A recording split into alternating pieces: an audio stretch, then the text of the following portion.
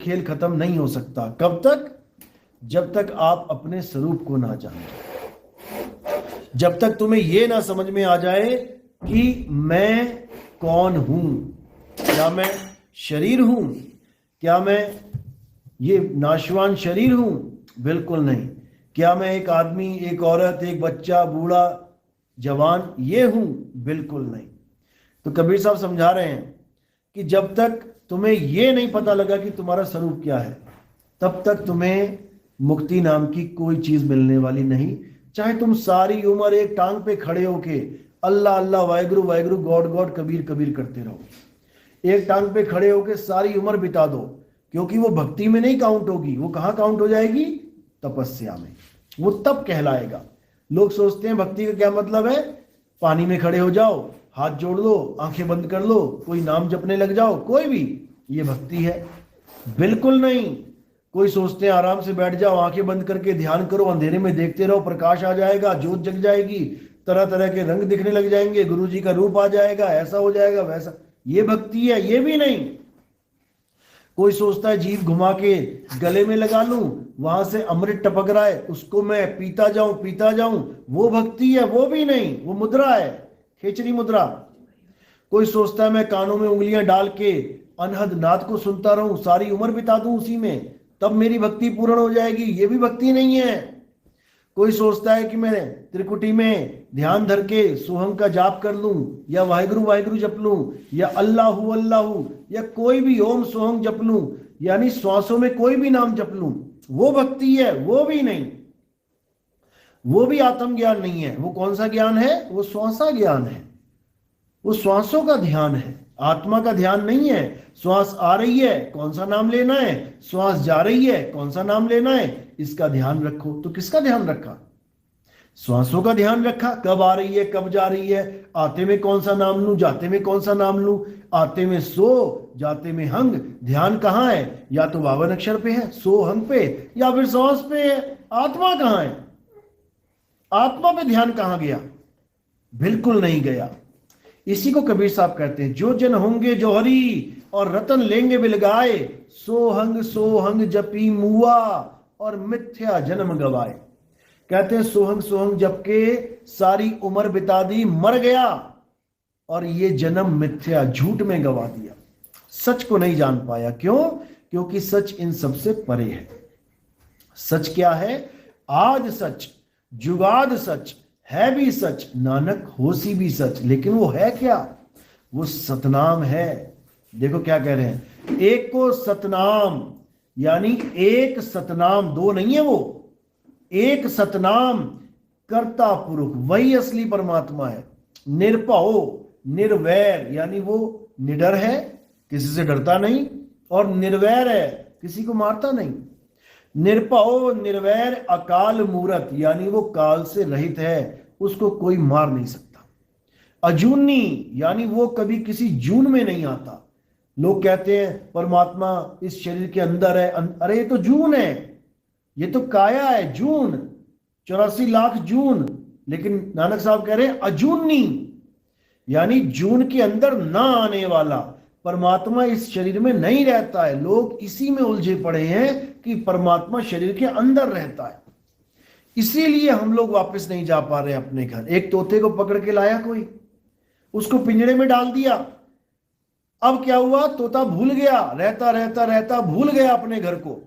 अब तोते को क्या समझाया जा रहा है कि यही तेरा घर है, इसी घर में तेरा परमात्मा रहता है, यानी पिंजड़े में ही परमात्मा रहता है।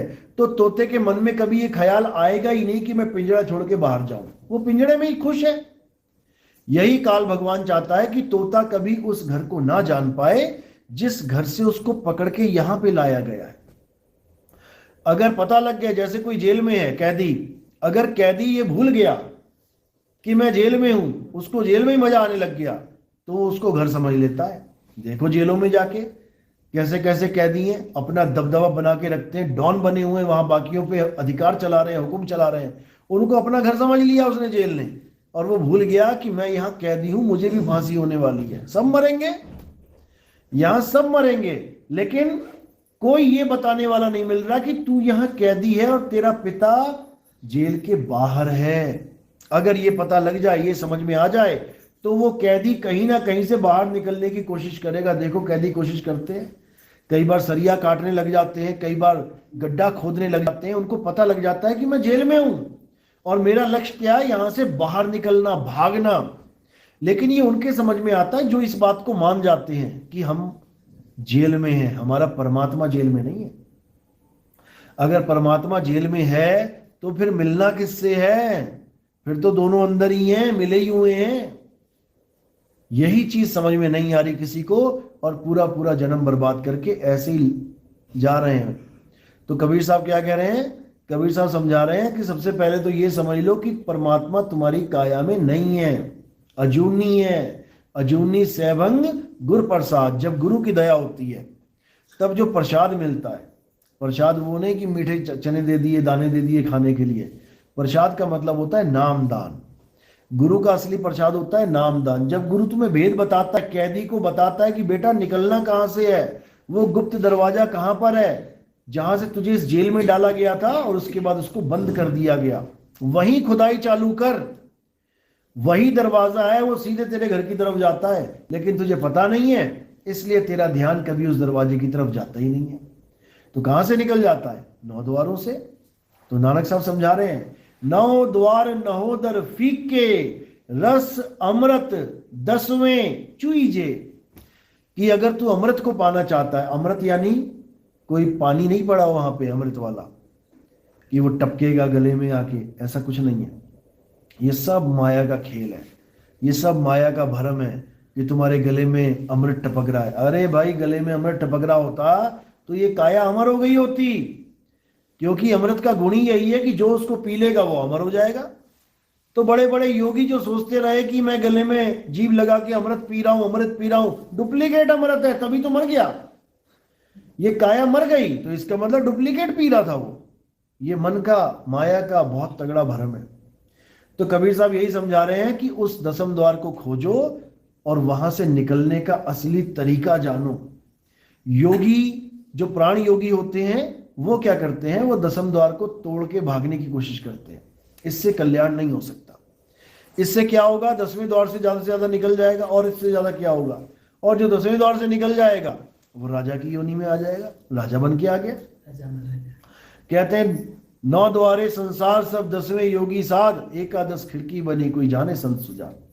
यानी कि 9 द्वार से संसार निकलता है, 10वें द्वार से योगी निकलता है, और जो 11वां द्वार है वहां से कौन जाता है? वहां से कबीर साहब का भगत जाता है।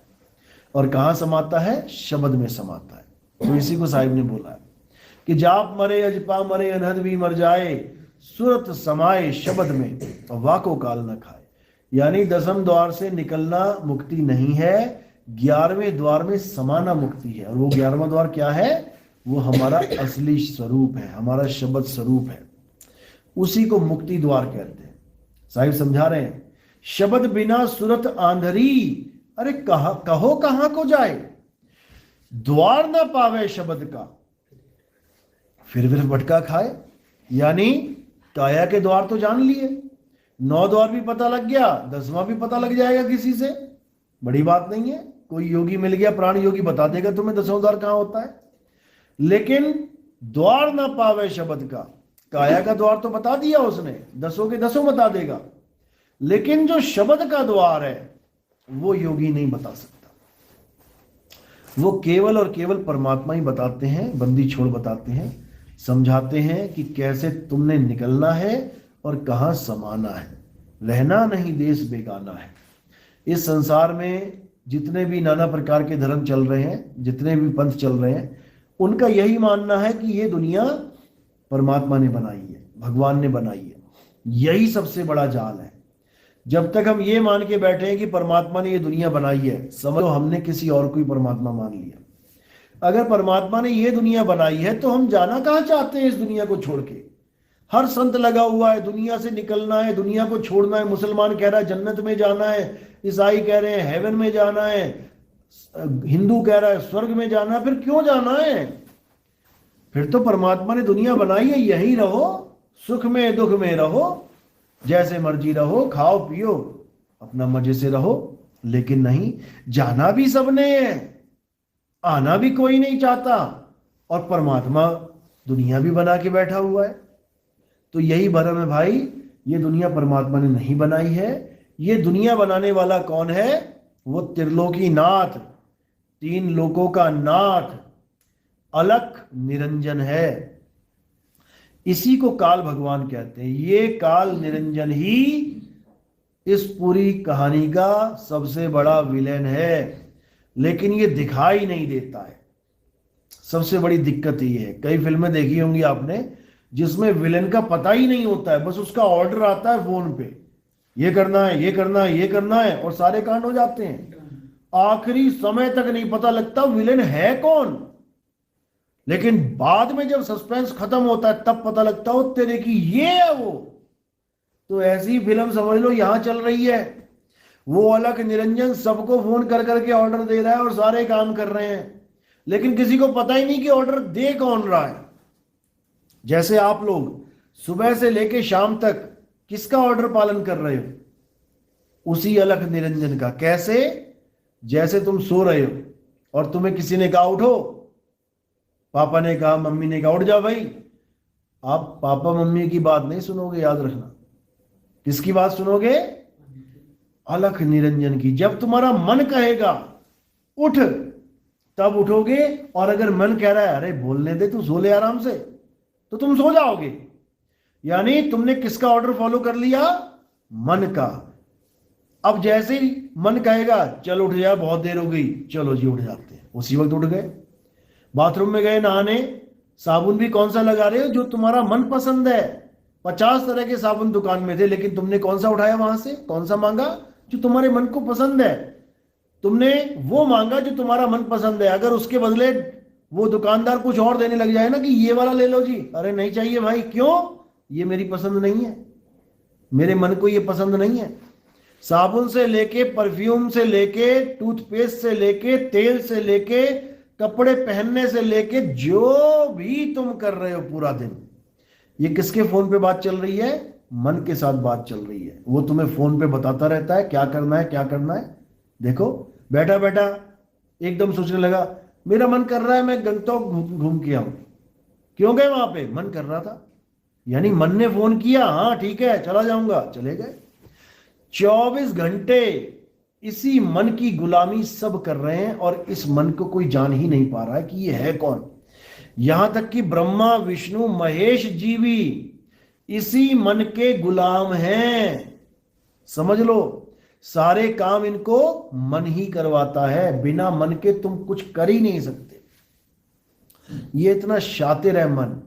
इसी को अलख निरंजन कहते हैं। इसी की भक्ति सारे देवी देवता करते हैं। आप देखो जयकारे लगते हैं ना, रामायण देख लो, महाभारत देख लो, उसमें कहीं ना कहीं आपको मिल जाएगा कोई ना कोई अलख निरंजन। यहाँ बाबा लोग घूमते थे लाल चोला पीला चोला पहन के कई, और अलख जगाते थे। उनको पूछ लो बस ये अलख निरंजन है कौन, देखो फिर क्या बातें चलती हैं। क्या बोलेंगे कि वो एक ज्योत स्वरूप है, यहां प्रकट है, यही है अलख निरंजन। यही कबीर साहब समझा रहे हैं। अरे ज्योत स्वरूपी अलख निरंजन तुम्हें राखे भरमाई हो, ए हंसा तू अमर लोक का, पड़ा कालवश आई हो। यानी काल ने तुझे अपने वश में कर लिया है और तुझे कैद में डाल दिया है। अब कैद कौन सी है? अरे 5 25 3 का पिंजड़ा, वामे तुमको राखे हो और तुमको बिसर गई सुध घर की, ये महिमा अपनी भाखे हो।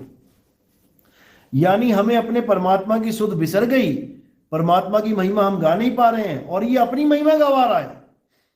ये अलख निरंजन करवा रहा है हमसे। या फिर और नीचे की भक्ति में ब्रह्मा विष्णु महेश जी की पूजा करवा रहा है।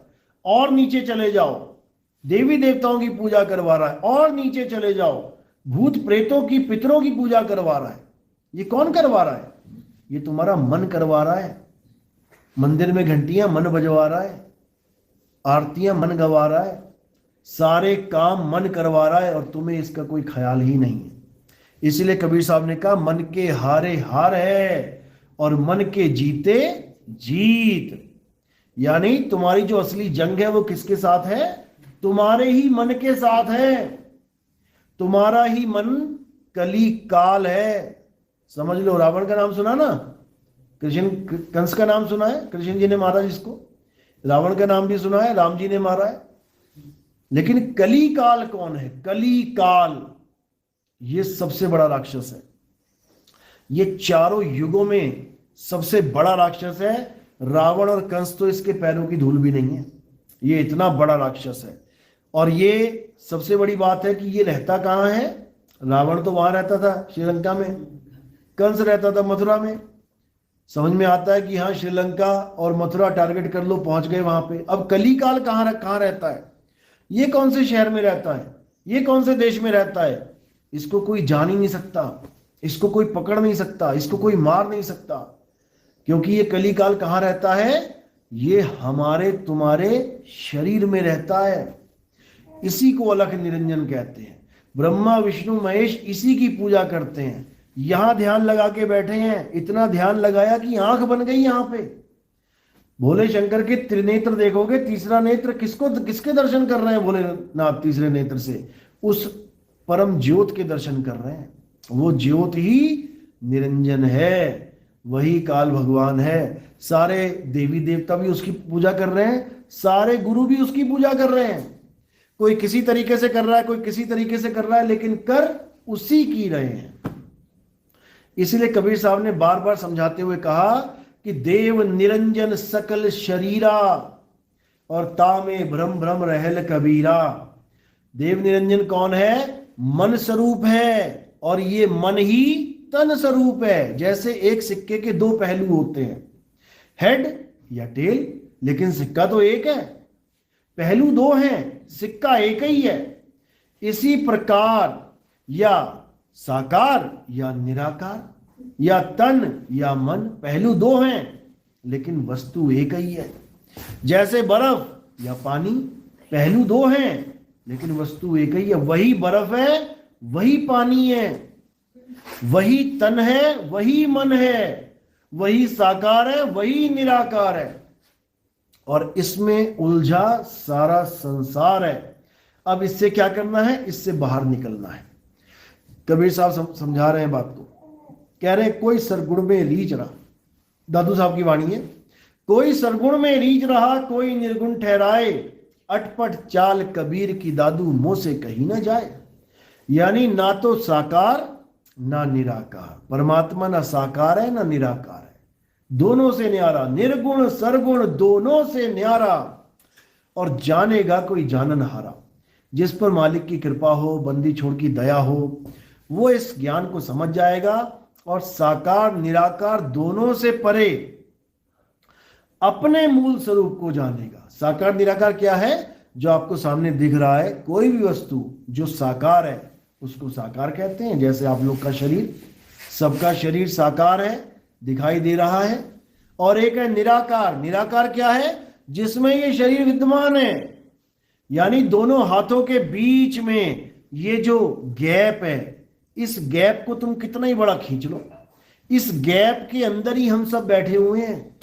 यानी शरीर हो गया साकार और ये गैप हो गया निराकार। अब मैं कौन हूं? मैं दोनों को देखने वाला हूं। मैं साकार को भी देख रहा हूं, मैं निराकार को भी देख रहा हूं, लेकिन खुद को नहीं देख रहा, खुद को नहीं जान रहा हूं और देखने दिखाने में लगा हूं।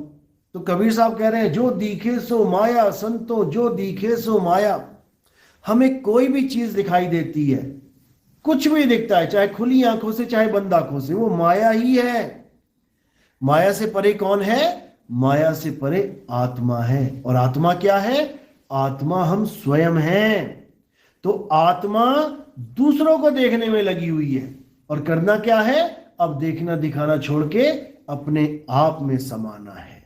तो कह रहे ना कहीं आना और ना कहीं जाना, आपे में आप समाना। जब तुम अपने आप में समा जाओगे तब तुम ना साकार में जाओगे ना निराकार में जाओगे। अब तुम्हें कोई शरीर की जरूरत भी नहीं पड़ेगी कि मैं किसी मार्ग में जाऊं, शरीर धारण करके आऊं। शरीर का खेल ही खत्म हो जाएगा, काल का जाल ही खत्म हो जाएगा, क्योंकि काल का जाल शरीर ही है। ये तुम्हें शरीरों में रखता है और तुम्हें सारे पाप पुण्य कैसे भुगतवाता है? पाप करोगे तो तुम्हारे टांगे तोड़ देगा, हाथ तोड़ देगा, आंखें फोड़ देगा। और पुण्य करोगे तो तुम्हारे इसी शरीर में बढ़िया बढ़िया जेवर, बढ़िया बढ़िया सोने की चैने, अंगूठियां, कान की बालियां, बड़े बड़े मुकुट डलवा देगा सोने के, राजा महाराजा बन के बैठ जाओगे। लेकिन रहोगे काया के काया में ही, रहोगे बंधन में ही। चाहे राजा बन जाओ, चाहे भिखारी बन जाओ, रहोगे तो काया में, रहे तो कैदी के कैदी। तो यही समझाया साहिब ने, आए हैं तो जाएंगे राजा रंक फकीर, और एक सिंहासन चढ़ चले एक बंधे जंजीर। अगर भक्ति करोगे सत भक्ति तो सिंहासन आएगा, सिंहासन आएगा, उसके ऊपर बैठ के जाओगे। और अगर करोगे काल भगवान की भक्ति, अधूरी भक्ति, तो फिर जंजीरों में बांध के लेके जाएगा, यानी शरीरों में धारण करके लेके जाएगा, सूक्ष्म शरीर को पकड़ के लेके जाएगा। अंत समय में जो यमराज आता है, यमदूत आता है, लोग कहते हैं यमराज आ गया, यमदूत आ गए, वो किसको पकड़ के लेके जाते हैं? शरीर तो यहां पड़ेगा पड़ा रह गया। मरने के बाद कहते हैं यमराजा लेके जाता है, तो लेके कहां गया? ये तो पड़ा हुआ, ये तो हमें ले जाना पड़ रहा है जलाने के लिए, दबाने के लिए। यमराजा क्या लेके गया? किसको लेके गया? हमारे सूक्ष्म शरीर को, सूक्ष्म शरीर को। वो सूक्ष्म शरीर कैसा होता है? कभी देखा किसी ने सूक्ष्म शरीर कैसा होता है? देखा कभी? देखा है, रोज देखते हो। जब तुम सो जाते हो तब तुम्हारा ये वाला शरीर यहीं पड़ा रह जाता है, बिस्तर पे पड़ा है, और तुम्हें 4 आदमी घसीट के लेके जा रहे हैं, और तुम देख रहे हो, अरे भैया छोड़ दो मुझे। शरीर वहीं पड़ा हुआ है बेड पे, उसको कोई हाथ नहीं लगा रहा, लेकिन सपने में 4 आदमी घसीट के लेके जा रहे हैं, तुम्हें मार रहे हैं और तुम डर रहे हो। उसके बाद कोई शेर आया, शेर के आगे फेंक दिया, वो तुम्हें काट रहा है, तुम तड़प रहे हो। फिर एकदम आंख खुलेगी तुम्हारी, कहोगे शुक्र है ये सपना था, बाप रे बाप कहां फंस गया था मैं। यानी शरीर यहीं पड़ा हुआ है, लेकिन फिर भी तुम सुख और दुख भोग के आए हो। इसी प्रकार जब तुम्हारी मृत्यु होती है तो तुम्हारा शरीर तो यहीं पड़ा रह जाता है, और तुम्हें यमदूत मार मार के लेके जाते हैं। उसकी पूरी कहानी डिटेल में कहां लिखी है? गरुड़ पुराण में लिखी हुई है। लोग कहते हैं जी हमारा बच्चा मर गया, हमारे पिता मर गए, हमारी मां मर गई, अब गरुड़ पुराण का पाठ करवाना है। अरे मरने के बाद क्या पाठ करवा रहे हो? गरुड़ पुराण का पाठ करवाना है, जीते जी करवाओ, ताकि लोगों को पता लगे कि मरने के बाद होता क्या क्या है, लोगों को पता लगे कि कर्मों का फल कैसे मिलता है। कुरान में यही बातें जीते जी पढ़ाई जाती हैं।